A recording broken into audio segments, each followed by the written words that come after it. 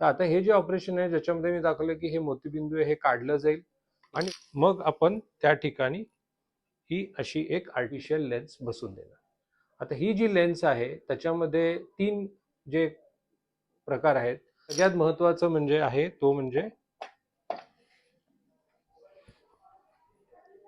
ही आहे basic lens.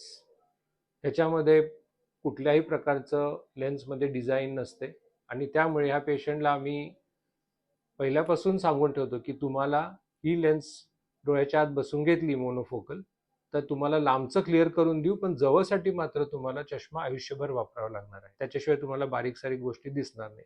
मग ही lens कोण पेशंट घेतात?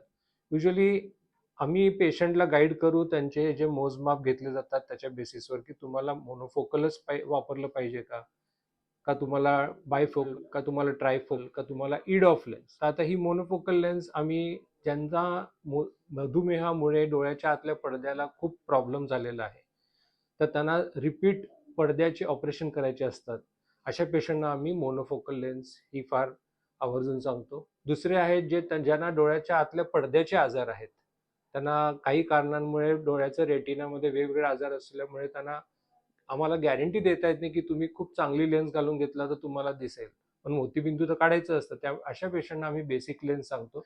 बेसिकमध्ये 2 प्रकार असतात, हायड्रोफोबिक आणि हायड्रोफिलिक. आणि पेशंटला ह्याच्याबद्दल जर थोडी डिटेल माहिती पाहिजे तर ते डेफिनेटली आपल्या ईशान्येतल्या डॉक्टरांशी बोलून घ्यावं, कारण की हे जे टेक्निकल टर्म्स आहेत हे समजण्यासाठी तुम्हाला व्यवस्थित सगळी गोष्ट एक एक पॉईंट वाईज आम्ही सांगू. पण बेसिक लेन्स ही म्हणजे त्याच्यामध्ये लांबचं क्लिअर आणि जवळसाठी चष्मा.